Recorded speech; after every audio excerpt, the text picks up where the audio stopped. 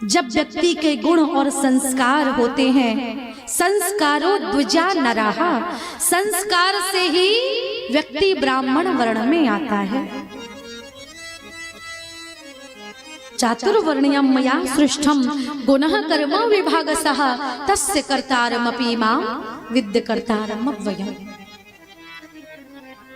भगवद गीता में भी भगवान श्री कृष्ण अर्जुन से कहते हैं, तो अर्जुन ने पूछा कि प्रभु व्यक्ति कौन सा व्यक्ति कौन से वर्ण में आए, ये कैसे पता लगेगा? तो भगवान श्री कृष्ण कहते हैं कि अर्जुन, मैं ये जो 4 वर्ण है ना, ब्राह्मण क्षत्रिय वैश्य शूद्र, ये चारों मैंने बनाए हैं। लेकिन कौन किस वर्ण में आएगा ये तब निश्चित होता है, व्यक्ति के अंदर जैसे गुण और जैसे कर्म होते हैं उन्हीं के आधार में वो व्यक्ति अपने अपने वर्णों में आता है। किसी भी उत्कृष्ट उच्च योनि में आपका जन्म हुआ, उच्च वर्ण में आपका जन्म हुआ, लेकिन आपके कर्म अगर बुरे हैं, कर्म अगर शूद्र हैं, तो महाराज बुरे कर्म हैं तो आप शूद्र योनि में आओगे महाराज, ऐसा शास्त्र कहते हैं। गुणः कर्म विभागसः। और अगर आप शूद्र योनि में भी हो लेकिन आपके अंदर अच्छे गुण हैं, अच्छे कर्म हैं, तो आप एक ब्राह्मण के समान हो। क्योंकि महाराज यहाँ पर ऐसा भी सुनने को मिलता है, वाल्मीकि जी शूद्र वर्ण में है लेकिन वाल्मीकि भय ब्रह्म समाना, उल्टा नाम जपत जग। मानसिक हलचली जन्म ले ले, रात दिन टेंशन में रहो तो उस व्यक्ति से दूर हो जाना, क्योंकि वो असंत है, वो निकृष्ट है, वो राक्षस योनि का है व्यक्ति, वो असंत है। बिछुरत एक प्राण हर लेही, जिससे दूर होने के बाद ऐसा लगे जैसे प्राण चले गए हमारे। हाँ, कभी कभी कई लोग ऐसे मिलते हैं कि जिनसे दूर होने का मन नहीं होता, लेकिन मिलना बिछड़ना ये नियम है। तो जिससे बिछड़ने के बाद आत्मा को बहुत कष्ट हो, समझ लेना वो संत है।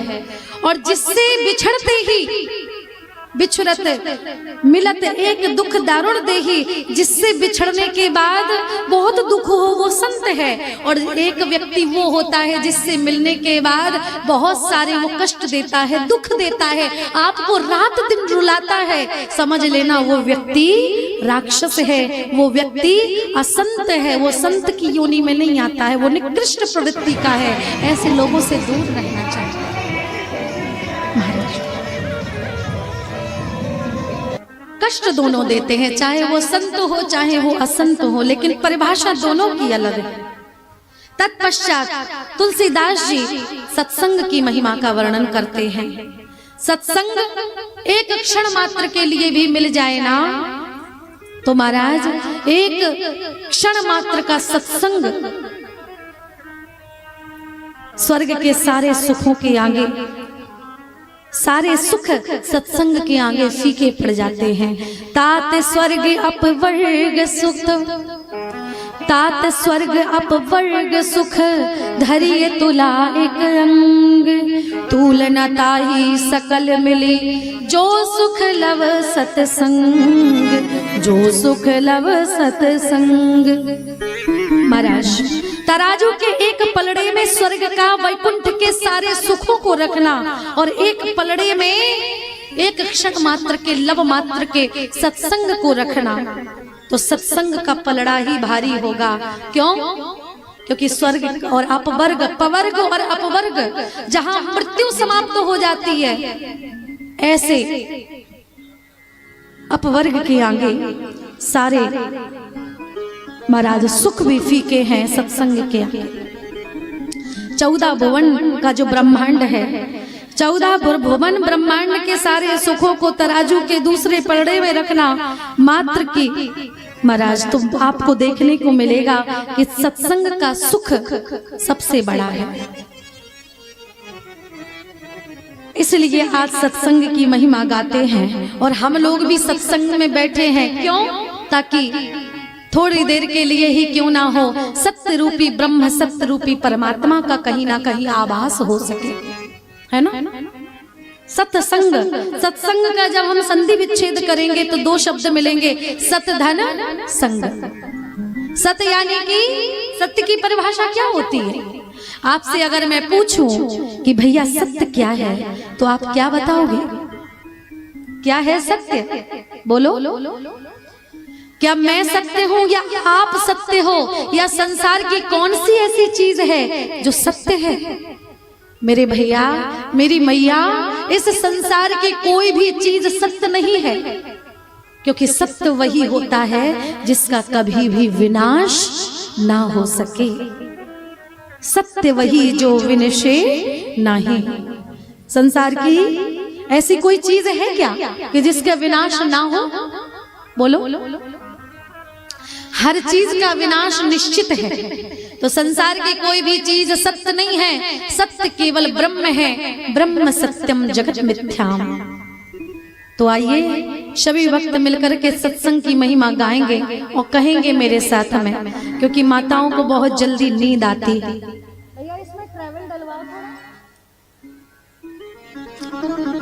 कि श्याम तुझे मिलने का सत्संग ही बहाना है, श्याम ते मिलने का सत्संग ही बहाना है, श्याम तुझे मिलने का सत्संग ही बहाना है। ये दुनिया वाले क्या जाने मेरा रिश्ता, दुनिया वाले क्या जाने मेरा रिश्ता पुराना है। और जब से तेरी लगन लगी, जब से तेरी लगन लगी, दिल हुआ बेगाना है, श्याम तुझे मिलने का सत्संग ही बहाना है, श्याम तुझे मिलने। ताली सेवा करते हुए सभी भक्त जय हो।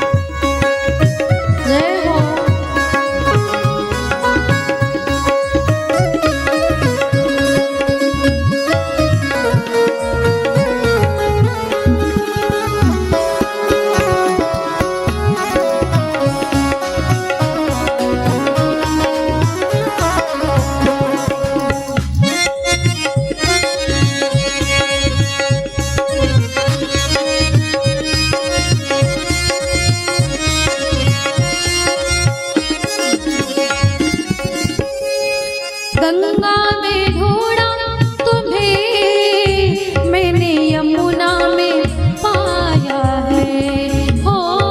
गंगा में ढूंढा तुझे, यमुना में पाया है। गंगा में ढूंढा तुम्हें मैंने, यमुना में पाया है, श्याम गंगा में ढूंढा तुझे, यमुना में ताली सेवा करते हुए। लेकिन सरयू की लहरों में, जय हो। हाँ सरयू की लहरों में घनश्याम का ठिकाना है,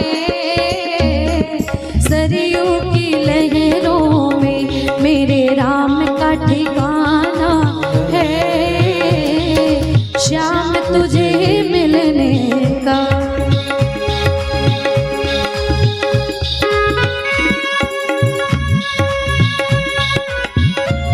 जय हो।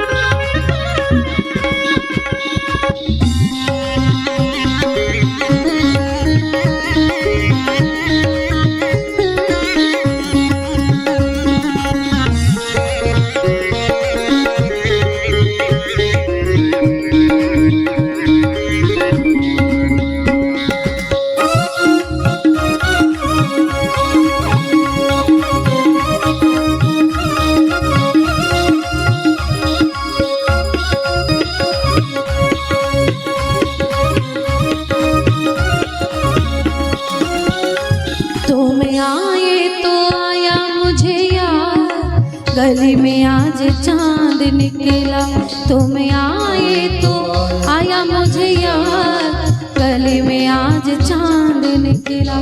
जाने कितने दिनों के बाद, हो जाने कितने दिनों के बाद, गली में आज चांद निकला, गली में आज चांद निकला। तुम आए तो आया मुझे याद, गली में आज चांद निकला। जय हो।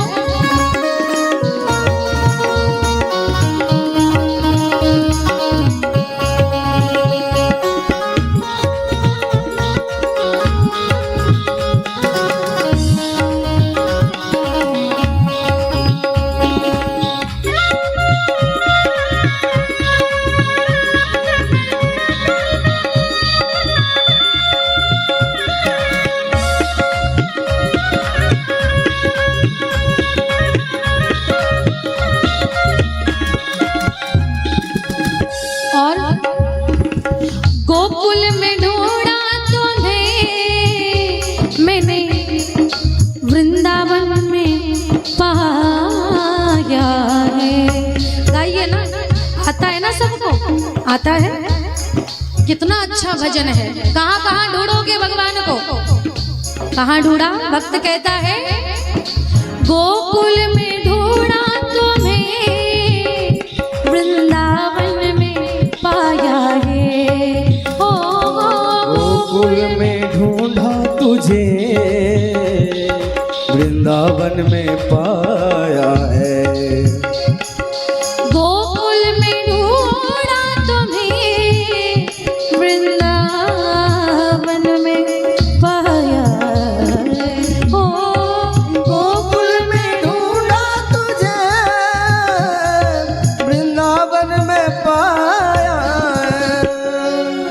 मथुरा की गलियों में, जय हो। मथुरा की गलियों में, हरि बोल। मेरी श्याम का बसेरा है। मथुरा की गलियों में घनश्याम का ठिकाना है। श्याम तुमसे मिलने का, साँची साँची कहते काना, साँची साँची कहते काना। कौन लागे तू मेरा, कौन लागे तू मेरा, कौन लागे तू मेरा, कौन लागे तू मेरा, कौन लागे तू मेरा, कौन लागे तू मेरा, कौन लागे।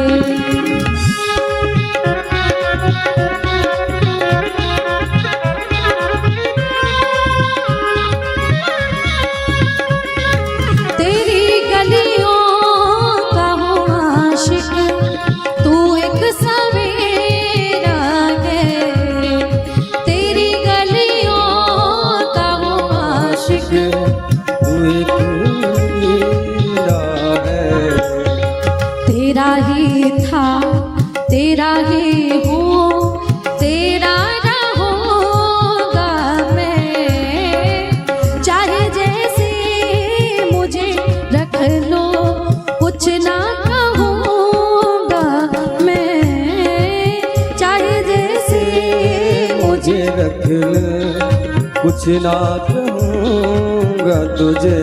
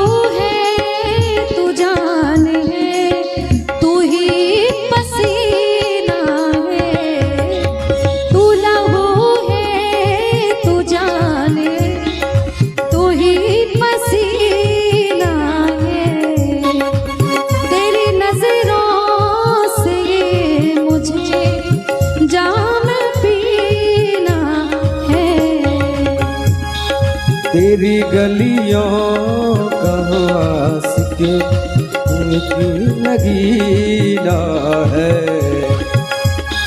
और बिहारी जी से कहिए, राघव जी से कहिए कि प्रभु जब तक स्वार्थ है तब तक सब अपने हैं, और स्वार्थ खत्म होने के बाद सब सपने हैं। इसलिए प्रभु तेरे सिवा